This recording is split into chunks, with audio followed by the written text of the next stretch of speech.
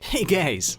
I've been asked to show how to make at least a small DIY metal detector since the dawn of our channel, and today's video is going to be about how to make one. And of course we'll need a few radio electronic components, one sheet of PVC foam, couple of CDs, wires and some other stuff. But let's deal with one thing at a time. Now we'll be dealing with the radio electronic components. Here's the 9-volt battery, battery snap connector, a few wires, one switch, two 2.2 microfarads capacitors, one NE555P microcircuit, 51 kiloohms resistor, and one more 10 microfarads capacitor, buzzer and a 0.2 mm copper wire.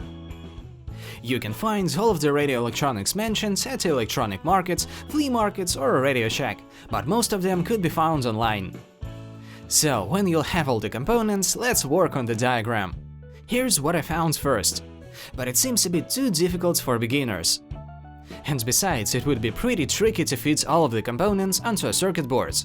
So I went on and upgraded it a little bit. And here's what I've got. As you see, there's the leads, and I depicted them in the diagram too, so it should be easier to understand the concept, and not to reverse the diagram. The microcircuit has 8 leads. 4 on one side and 4 more on the other. The first is a minus, the second is responsible for turning on the circuit, the third one is an output, the fourth is responsible for resetting, the fifth is a control lead, the sixth is for stopping the current flow, number 7 is for discharge, and the 8th is for the power source. So I hope the diagram I designed will be more user-friendly than the previous one. So we just need to straighten out the second contact and connect the second and the 6th leads. Then we'll need to short circuit the 4th and the 8th leads. We will have 6 to 12 volts in total. Then we'll need to feed a 51 kiloohms resistor between the second and the third leads, a 2.2 microfarads capacitor between the first and the second leads, and there will be one contact that will connect the capacitor and the resistor with the coil, which we'll make later on. We will connect the second wire of the coil to the first 2.2 capacitor. Then we'll connect the capacitor to the second 10 microfarads capacitor. Here is where we will fit the speaker. The speaker's contacts will be connected to the first lead, and the other lead will be the minus. So let's start soldering all of the components to the circuit boards. I'll be performing the process slowly and from different angles, so you could see all the action.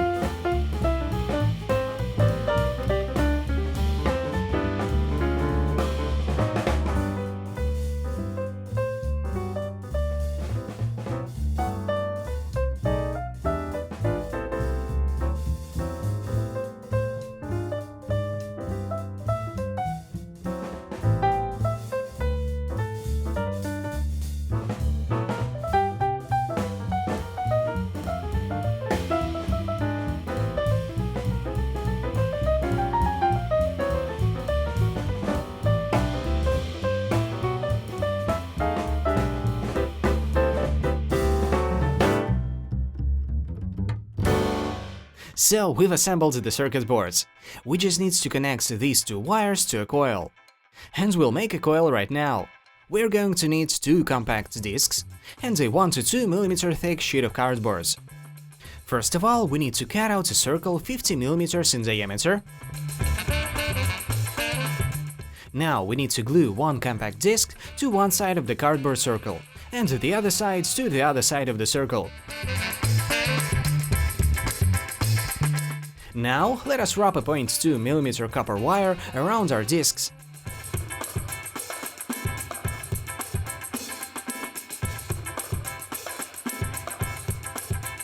Here's a coil we have to get in the end. In total, you'll need to wrap it 350 times. Not gonna talk about induction now. Just use a 0.2 mm thick copper wire. You also have to cut out a cardboard circle of the needed diameter. And generally speaking, all the compact discs are mostly identical, and you're not likely to fail in making a coil. Now we just need to wire it up and make a case to fit it all into.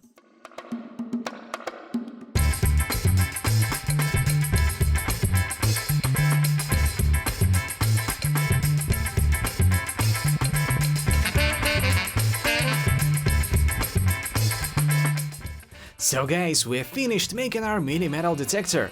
Let us test it out. First, let us insert the battery. Then press the switch button. And let's run a small test with an aluminum lighter.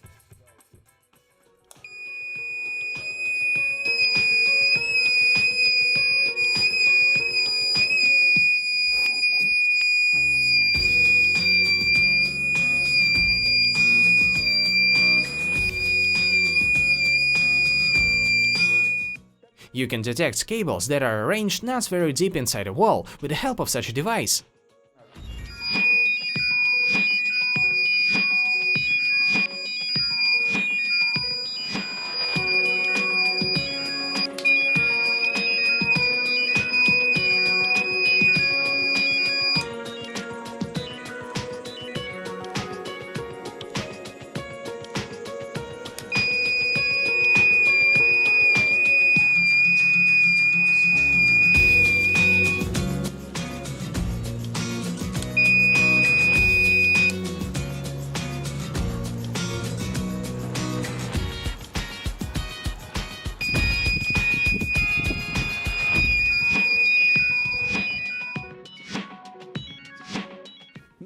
Guys, today's edition is over. Thanks to everybody for watching the video till the end and for your attention. Bye! Cup of coffee in the big game.